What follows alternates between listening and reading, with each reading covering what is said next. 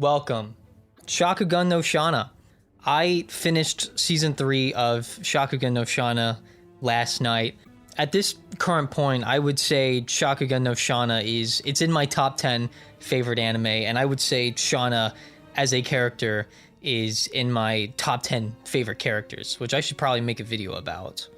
But yeah, I will be talking about some spoilers in this video, but if you have not seen Shakugan no Shana, I think it's a fantastic series, especially by the end of it all. I think Shakugan no Shana has one of the highest payoffs from watching the entirety of it.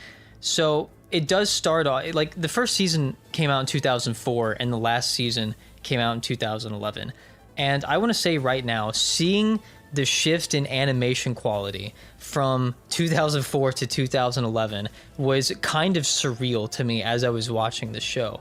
If you don't know, I believe the quote-unquote golden age of anime was around 2006 and 2007. That was when, I believe, now correct me if I'm wrong, but I believe that's when like kind of modern animation technology as we know it started to like very much so change. And you can really see that is the case from season 1 to season 3. That's not to say season 1 looks bad, because that's not what I'm saying. But so as an example, Shana was animated by JC Staff, and in the first season, the fight choreography, I had this was my biggest complaint of season 1. I loved season 1, by the way, but the fight choreography and animation in season 1, not to sound a little harsh, but it was is lackluster to say at best. I was gonna say laughable, but I wouldn't. That's very mean. I wouldn't say that. The fight choreography in season 1 is like almost non-existent. The fight choreography in season 3, so it's actually very, very good at times.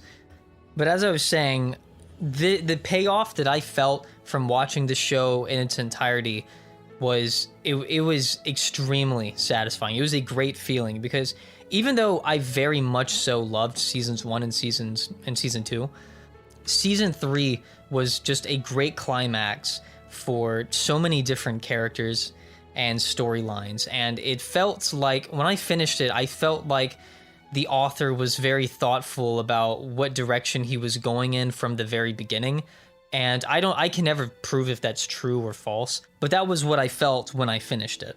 So I will be talking about spoilers in this video, but if you're watching this still and you have not seen Shakugan no Shana, or if you've not seen all of it, well, TLDR, I think it's fantastic anime, and I guess you do need to be a little bit patient because it is long.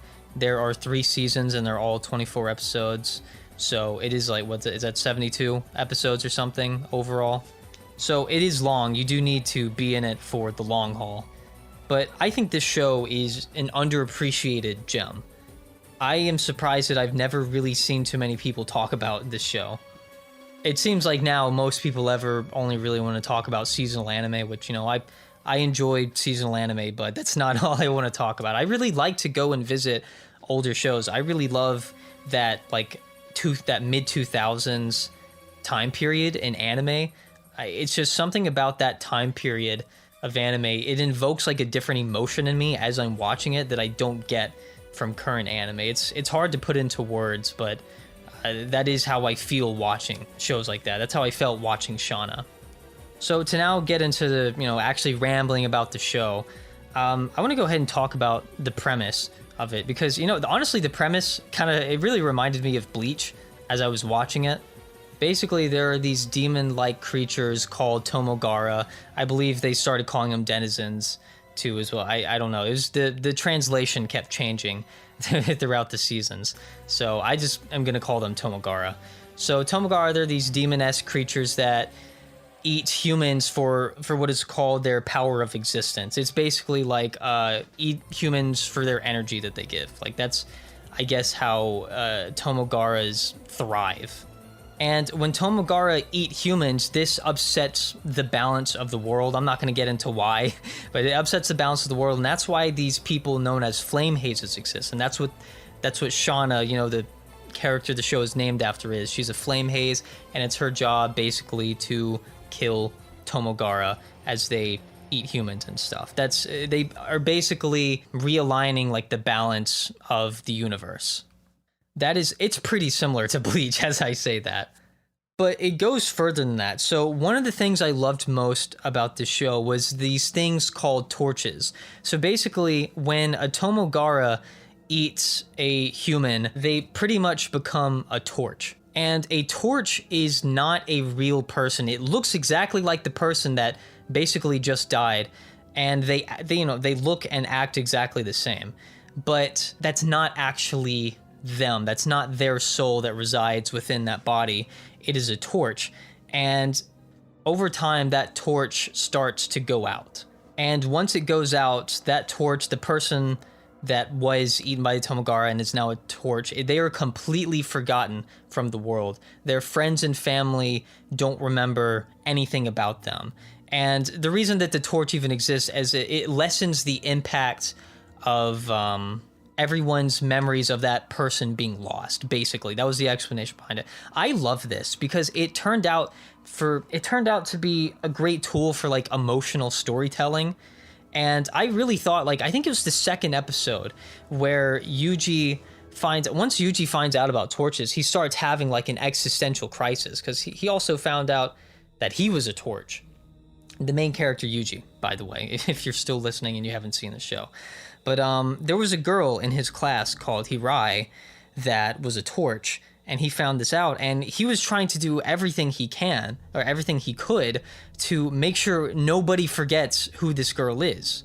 Now that he knew the truth, and even after she disappeared, he wouldn't forget, because once you know about the supernatural, you can't really forget about it, I believe. But the whole episode was just Yuji trying so hard to make sure nobody forgets about Hirai and that Hirai's torch doesn't burn out. And it was very emotional. When everyone in the world forgets that you even existed, it really undermines the value of what that life even was in the first place. That's just one aspect of it that I really liked. Another aspect of the show that I really loved was, and this is also in Bleach, but the character and weapon relationships. Now, they're not really the weapons in Shana, but when you become a flame haze, you gain your power through this other figure, this kind of like, I don't know exactly if it's a deity-esque figure, it's something along those lines.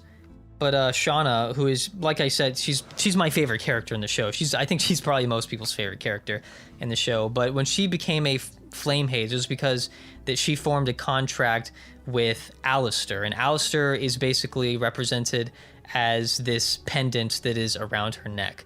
I believe once you become a flame haze, you can actually choose who you're making the contract with, like what type of item they'll become. And that's what Shana chose. Shana chose a pendant. And so Alistair now lives as a pendant alongside Shana. And I love it because flame hazes, they live very long lives. I think one character was like 600 something years old. And he had been with his, I guess I'll call him contractor or whatever, for that entire time. I love this. I really love this because that character that I just said, I won't say that. It was I will say actually, it was the general guy from season 3. That guy, he wasn't even really all that important of a character, but when his death still felt impactful because of this dialogue that he had as he was dying with his partner that had been with him for that entire time, and provides like this emotional impact that I just really enjoy. And a lot of them have pretty funny personalities or pretty funny exchanges. So one I liked was Wilhelmina. Wilhelmina was like the mother figure for Shana, I guess you could call her. And she's dressed as a maid, and I believe her maid headpiece was her contract. I really got to find out what the name of this thing is. But Wilhelmina, she already has funny speech patterns. She ends every single sentence basically with "de arimas." And then her contractor just says like 2 words. She just says 2 words that I guess like summarizes her opinion. Something like that. I don't know, but it's kind of funny. It's comedic and I really like it. Then you have Marjorie Daw, and I thought Marjorie Daw and Marcosius, I really liked both of these characters. Marcosius was this pretty loud, I guess you could call him obnoxious, but I didn't really find him annoying particularly. But he's this loud sort of jokester, and he's pretty much willing to call out at anything. And whenever he calls out something that Marjorie Daw doesn't like, she hits him or whatever. But my whole point is that I just really like this format. This is something that wasn't Bleach. But you know, another thing that this was in was like Xenoblade Chronicles 2. Xenoblade Chronicles 2 had like, you had your main characters, and then every character had their own blade, which was basically like a person that they fight alongside. They were a weapon that they fought alongside, pretty much. Is very similar in that regard. And, you know, I really enjoyed that aspect of Xenoblade Chronicles 2 as well.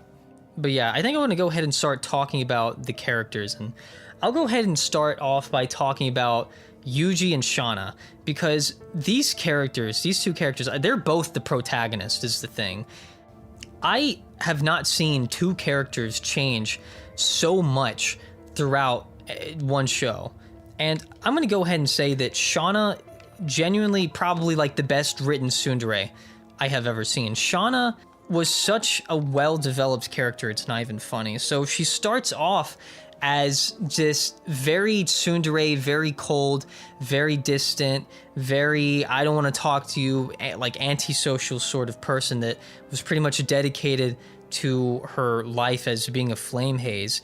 And then she meets Yuji because of circumstances, and they end up building this fantastic relationship. Early on, you start to see signs of it. Shana says that when she's with Yuji, I think in season 1, that she feels stronger. And Shana starts to experience these emotions that she's entirely unfamiliar with because she was very, very sheltered. Up to this point in the show, she had spent pretty much the entirety of her life in this place where she was training to become a flame haze, and she wasn't interacting with humans or anything like that. She didn't really have a great social environment. She was simply training for her objective, you know, to become a flame haze and whatnot. And seeing her get close to Yuji and learn about the feelings that she was experiencing, not only with him, but being surrounded by other people, it was really nice to see Shana learn about her emotions and come to better understand them. I love the justification for why Shana is the way she is. She's very tsundere in season 1, and I would say like the first half of season 2. She's very tsundere. If you hate tsunderes, you will probably hate her at this point in the show. Luckily, I love tsunderes.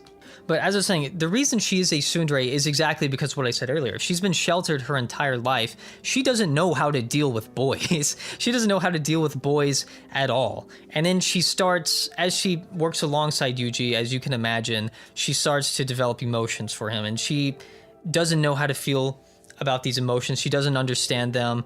And she starts to say harsh things because she doesn't understand them. And I think it's entirely justifiable because of her backstory.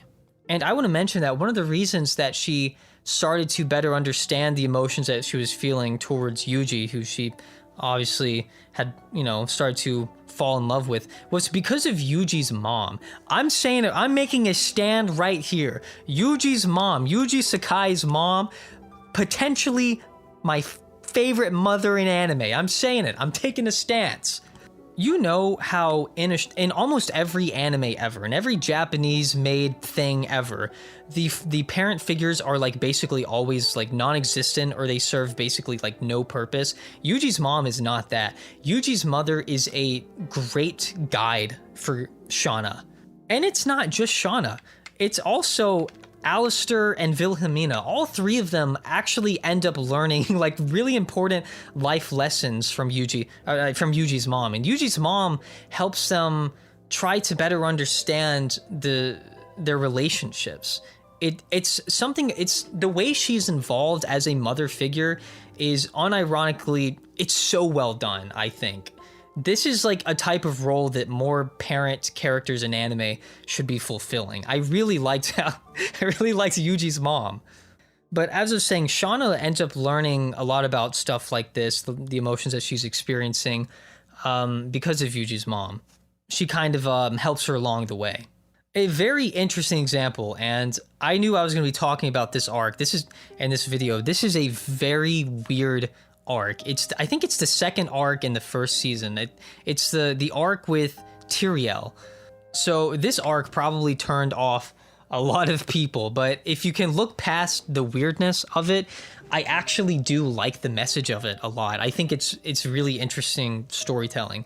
So Tyrael, if you don't remember, she's the blonde girl that has the brother. They're both blonde Tomogara. So it's so weird because Tyrael is essentially like in love with her brother. Okay, it's incest, but if you look past the incest, I swear it's not that. I swear the message is kind of interesting. All right, so just if you look past the incest, just do that for me here. But Tyrael is in love with this boy, and they travel around together. And Tyrael's entire philosophy is that she feels good when she makes her significant other feel good. So she lives her life basically to satisfy the boy that she loves. This involves like getting him. He tries to give her Shana's weapon. She goes around and like gets him to like eat, humans for the power of existence and stuff. But really, the weird thing is that she like violently makes out with him. That's how she rewards him. Basically, she feels pleasure from pleasuring him. She is so deeply in love with him that she genuinely just wants her life to serve the one that she loves. Okay, and I say, if you look past the incest part of it, it's a very interesting dynamic in contrast, or I should say contrast, with Shana. So Shana learns about kissing because she didn't really know about the significance of kissing before she, started interacting with humans and stuff. She didn't really understand what kissing represented, what it really meant. And so she had a conversation about that with Yuji's mom. And Yuji's mom said it's basically a vow between two people. Something along those lines, right? And so Shana learns about what kissing is, and then as she faces Tyrael, she just starts watching Tyrael make out with the other Tomogara, and she views it as wrong because Shana doesn't understand her emotions. She can't understand giving herself up to serve like the one that she loves, like Tyrael is doing, and she thinks that it's wrong and she can't understand it. She's having a hard time coming to terms with Tyrael's philosophy, you could say. And you know what? I just really liked the contrast between those two in that arc. Even though the incest was just kind of like WTF, but the actual like themes of it I thought were really interesting. I really liked it. But anyways, there's a lot of stuff like this for Shana as a character throughout the entire show. You really get to see Shana's journey with like, I keep saying this, but just better understanding what she is feeling, and I really like it. Shana is such a human character in that regard, a humanized character, I guess I should say, and I really, really, really liked that about this show.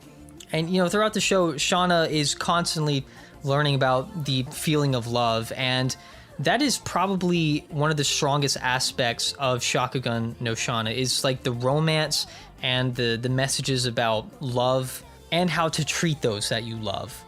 I'm gonna say right here, Shakugan no Shana is very close to being my favorite romance anime. I know it's an action. It's a very great blend between action and romance. This is something you'll never get out of shonen, because shonen just doesn't really have like strong romantic aspects up until like every shonen basically just ends with the main character ending up with their love interest pretty much, but there's not really much actual romantic tension or progress throughout the majority of any shonen shows. Shakugan no Shana is a phenomenal romance in my opinion, and I thought it was really satisfying by the end of it all. I really loved the relationship that Shana and Yuji had built. Even though Shana started off as a complete tsundere who had a hard time admitting her feelings for Yuji, by the end of it, by season 3, she was very aware of the love that she had for Yuji, and she very proudly confessed that throughout season 3, and especially by the end of it all. She had no qualms with telling Yuji that she loved him. one very great line. It's very simple, and it's probably even just common sense. But one line I really liked from the show was from a conversation between Kamsin and Yoshida. And Yoshida was also in love with Yuji from the very beginning. And she was having a conversation with Kamsin, and Kamsin told this story that I'm not going to retell. But the moral of the story was that, and he said this exactly in a line, was that sometimes you have to do something that the person you love does not want. And this is very important for what is going on between Yuji and Shana in season 3. So this is a pretty major spoiler. So if you haven't seen Shana and are interested, I would recommend not listening to this right now. But basically, Shana and Yuji end up opposing each other in season 3. Yuji is the antagonist of season 3. And basically, Yuji devises this grand goal of basically creating a brand new world for Tomogawa to live in that's going to be a paradise for them. And it's going to basically put Flame Hazes out of a job. And, you know, I'm not going to recap the whole story or anything. That's not what I'm here to do. But as Yuji is working towards this, Shana opposes it because it's a faulty plan. It wasn't taking into account the long term. That would actually cause a great natural disaster a very long time from now. But yeah, so they pretty much oppose each other throughout all of season 3, and then they have their final battle at the very last episode. And I want to say that last episode had me going monkey mode. The final fight between Shana and Marjorie Daw versus Yuji and that guy from the Trinity, genuinely one of my favorite moments in anime. I'm not even joking, dude, when they played the first opening, I love the first opening of this so much, and I'll get into the music, I swear.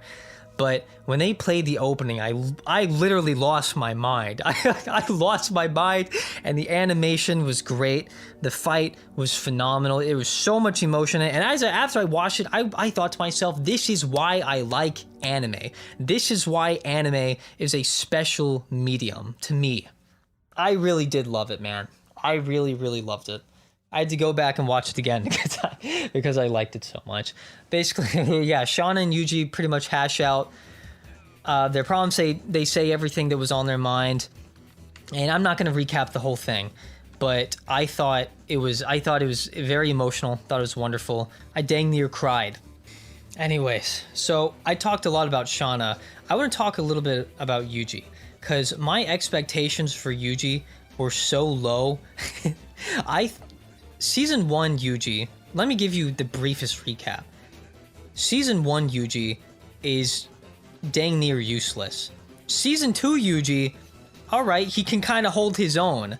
Season 3 Yuji, that's a different character. Season 3 Yuji is almost literally a different character.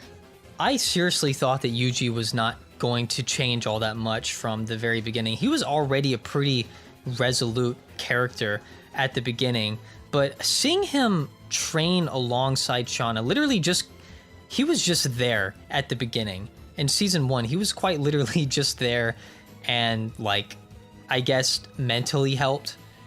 That was pretty much it. Season 2, it ended with him being able to literally fight physically alongside Shana, and it was really nice. But season 3, when he's the antagonist, it was so unexpected. It was almost like a Code Geass moment. It was like a Code Geass, but a psych at the end of it.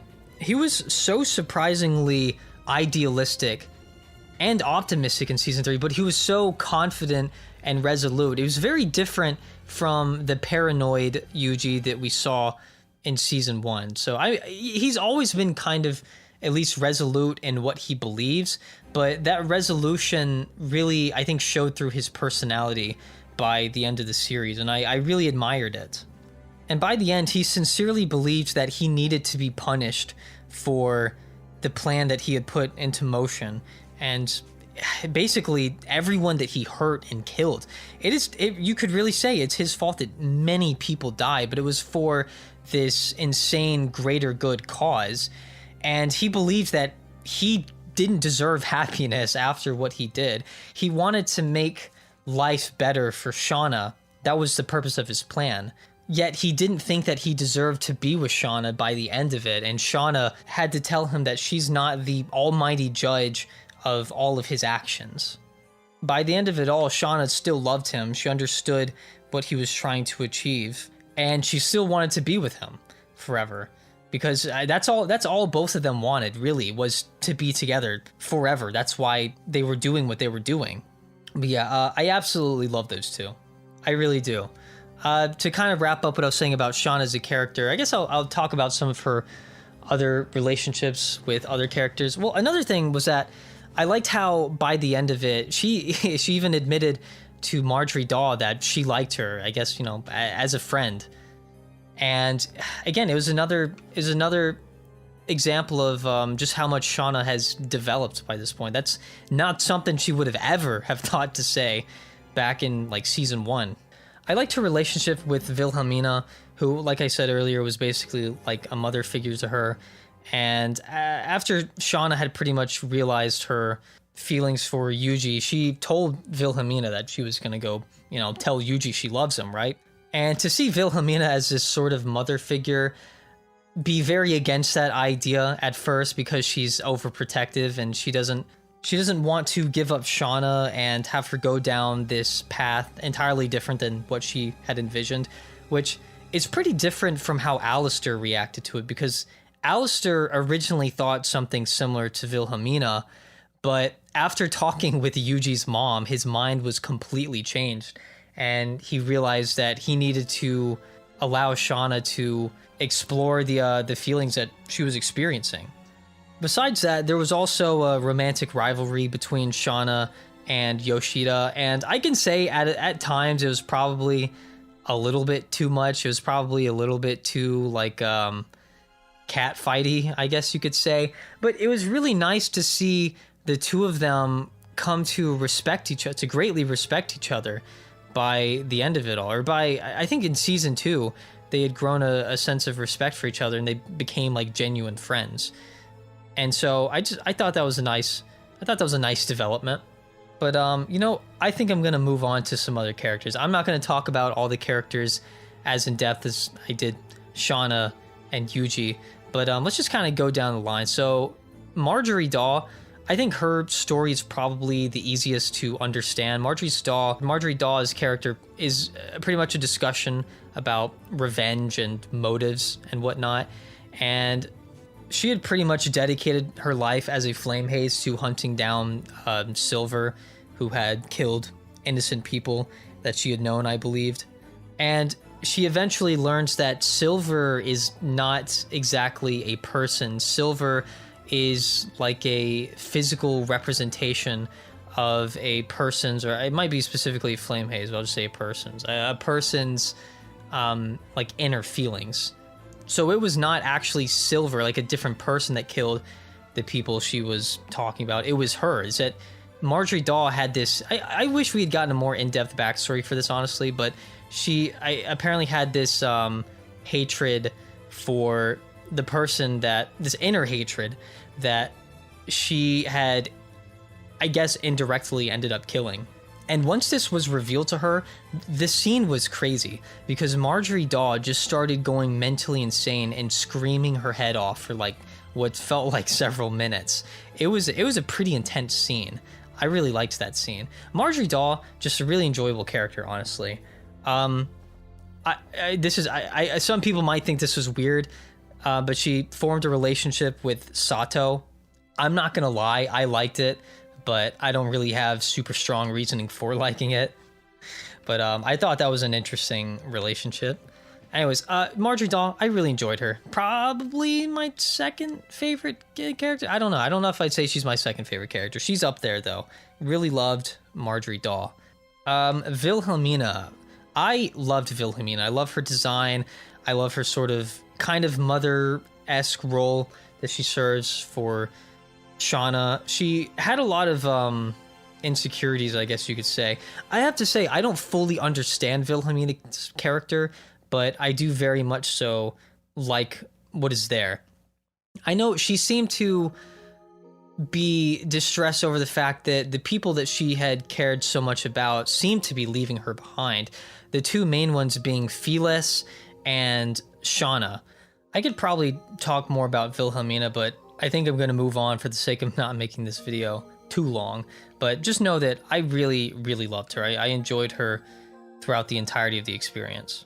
One thing I forgot to mention about Shana, because there's a lot I could say about her, but one thing I really liked about Shana was that even as she was training to become a flame haze, she still had her own sort of principles, I guess you could call it, because she, in her backstory, which I really loved, where she does become a flame haze, she says that she's going to go down the path, the traditional path of what a flame haze is supposed to achieve.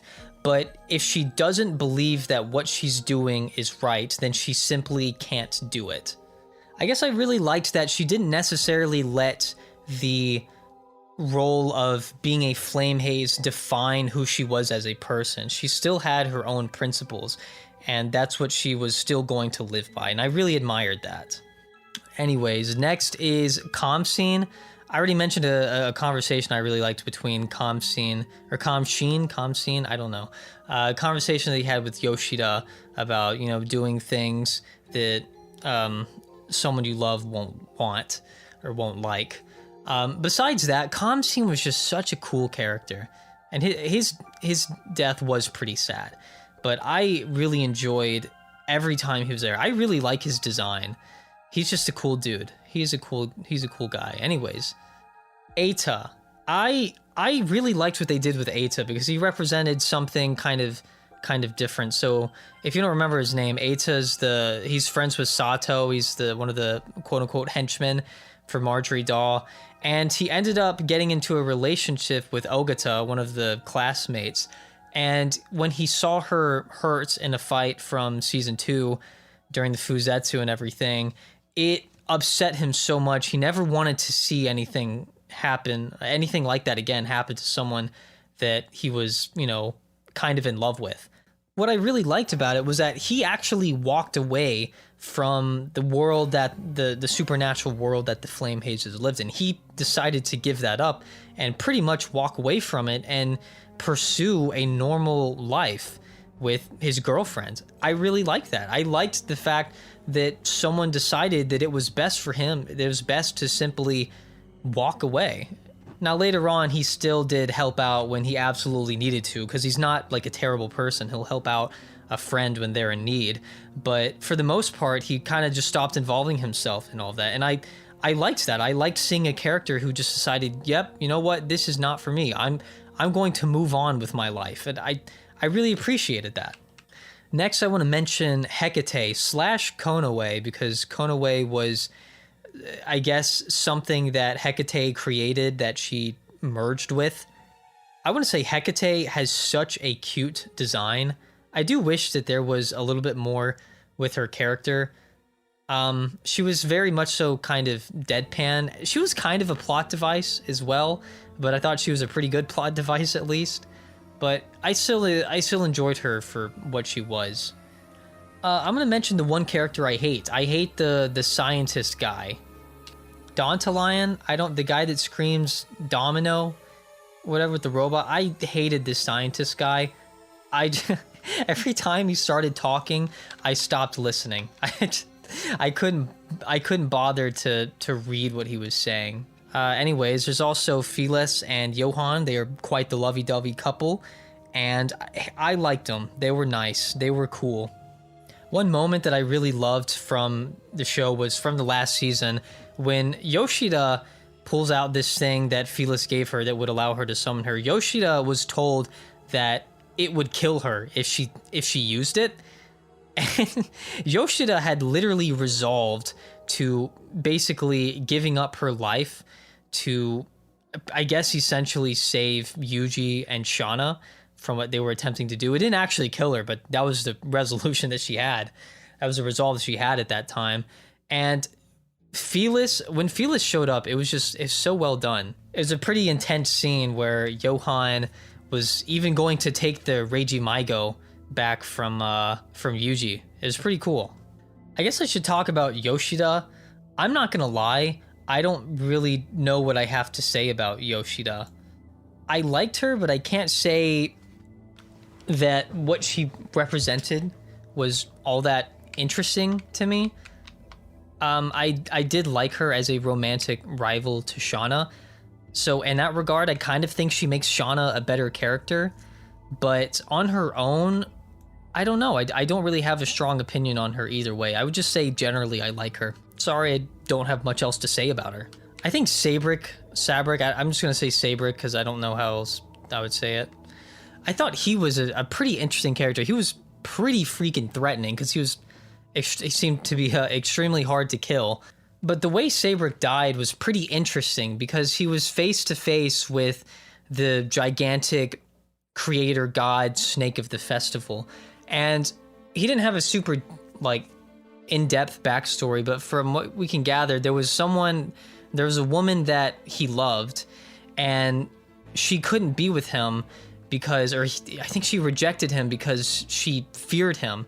He had this power that she wished she had. And because of that, she felt like a sense of fear because of that, I think. So when Sabric was in that realm or whatever, and he was face to face with the snake of the festival, this gigantic god with just an absurd amount of power, he, for the first time in his life, supposedly felt that same sense of fear that he had been trying to understand in that woman. And I really liked the way that scene was presented. I thought it was pretty well done for as vague as it was. I need to give a shout out to Yuji's father because that man was not present for over an entire season, and then he shows up one day like stalking Shana. I don't know why exactly. I think he said he was just trying to see who was like hanging out with his son or whatever at his house, because he saw them walk out of his house or whatever, so he just followed them.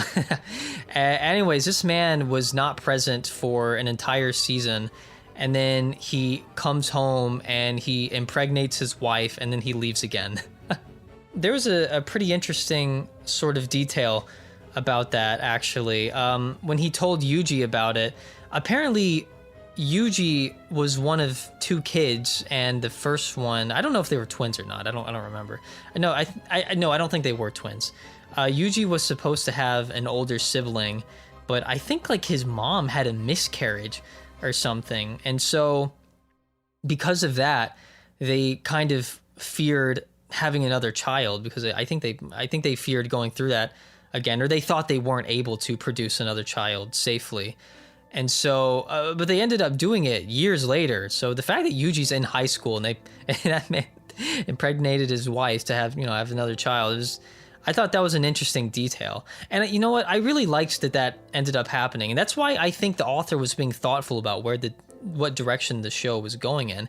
Because by season 3, Yuji and maybe, I believe Shana as well, had both been forgotten by everyone that they had met pretty much. The reason everyone forgot Shana was because she gave up her, the Hirai torch that, all the way back from like the second episode of the show that she had been using. It's nice though, because now that Yuji's mom has completely forgotten about Yuji and Shana, has no memories of them now, at the very least, she has that child. And I think that was just supposed to be like a nice comforting thought, so that we know that the mother is at least going to be moving forward, and we don't just have to feel bad for the mother that she just forgot about both Yuji and Sean. That would be really sad. I'm glad she at least had the baby. It still is really sad though, isn't it? The idea of a mother losing all of her memories about her son, her only son up to that point. It's a sad thought. Anyways, there are a lot of other like minor characters I could bring up, but I wouldn't really have much to say about them. But overall, I like the cast. It's not a gigantic cast, like something like Index, right? But it's a pretty strong cast.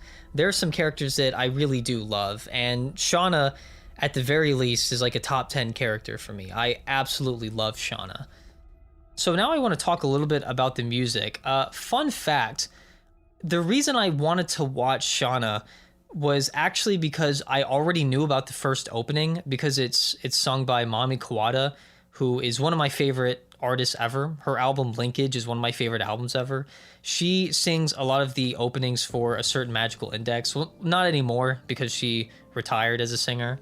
But I was listening to her on Spotify or whatever, and that song came up, and I knew it was from an anime.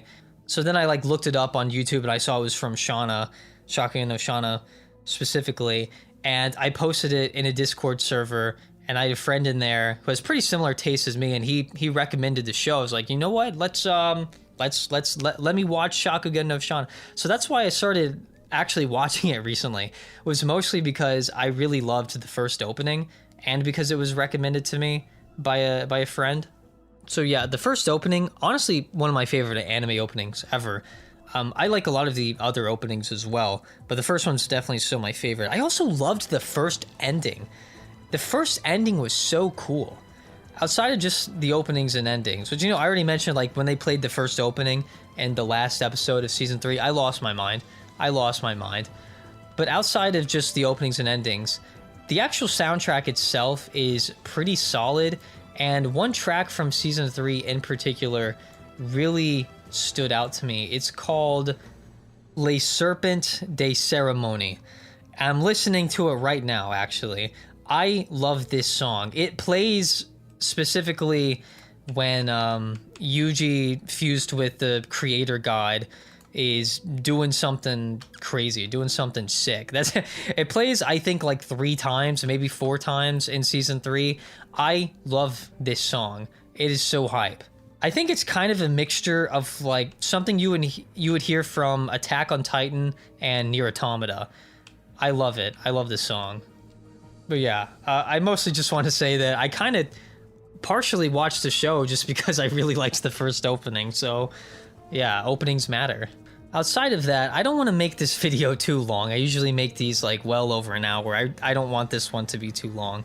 So I just want to say Shakugan no Shana is some of the most emotional storytelling that I've experienced in anime, and it feels like a very long time. I really loved seeing this anime that aired from 2004 to like 2011, see how the anime industry changed during that time period and how the quality of animation changed from that time period. Something about that specifically, it felt like a one of a kind sort of experience in that regard. It felt kind of surreal. It's almost like the animators were growing alongside the characters or something.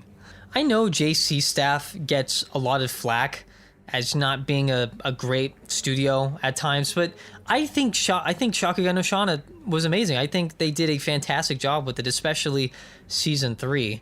And I think around that time, 2011, that was around the time JC Staff made, I think, like Toradora and A Certain Scientific Railgun S, which are both like phenomenal in my opinion. So I think JC Staff, when they try, they can make seriously amazing things. I'm sure that the anime deviates from the light novels a good bit, but for what was actually there, maybe just it's my blind perspective or something, but what was actually there, I genuinely really loved. And I felt like there was a lot of heart put into this series. Some moments were animated super well. I'll never get over that, the ending to that last episode. It was borderline magical. To summarize what it is that I love so much about Shakugan no Shana, it's that I love the emotional storytelling. I love seeing how much Shana progressed as a character. It feels like a very humanized character, to put it in a very vague term. I really, really loved the romance and the discussion of love and how to treat those that you love in this story, what it means to love. I loved many of the themes that were present and the different character motivations that existed. I loved a lot of the resolutions that different characters came to. And you know what? It was just fun. I loved a lot of the fights, the chaotic moments, the crazy mysteries. I loved it all. And I'm going to say that season 3, it's one of my favorite arcs in all of anime. I have not experienced like that much fun from an anime in what feels like forever.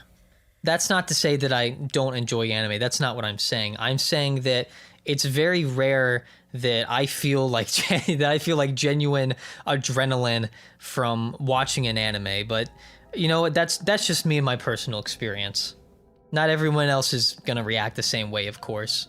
I could keep talking about just every moment that I loved from this show, but I don't want this video to be too long, and I don't want it to just be full of, you know, recapping and spoiling stuff. But like there was one moment in particular, honestly, I wanted to talk about. It's like one of the big twists of season 3, but I figured it'd be better to not really mention it and just generally talk about what it is that I love so much about this series.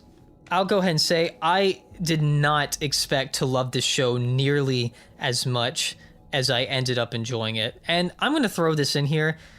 Don't pay attention to my anime list review scores or whatever. This is something I've come to realize.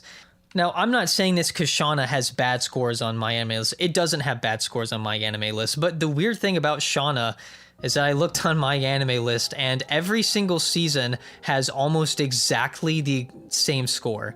They're all extremely close to each other. And I thought that was really weird. But generally what I'm saying is, like, if you just look at a score for an anime on my anime list and you judge whether you're going to watch something or not purely based off of that, I think you're doing yourself a disservice.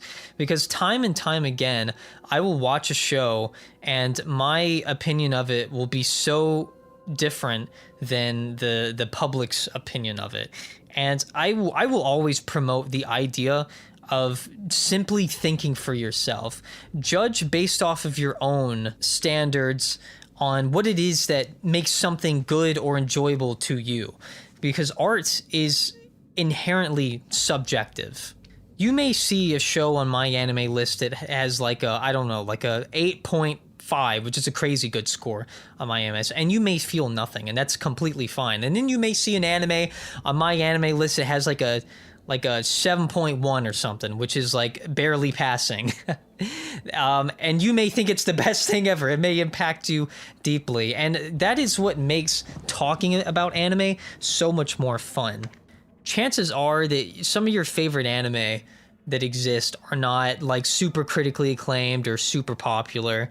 And that's why it's cool, and that's why it's interesting, because individuals have their own unique tastes, and I like talking about that stuff. I love watching people's like top 10 favorite.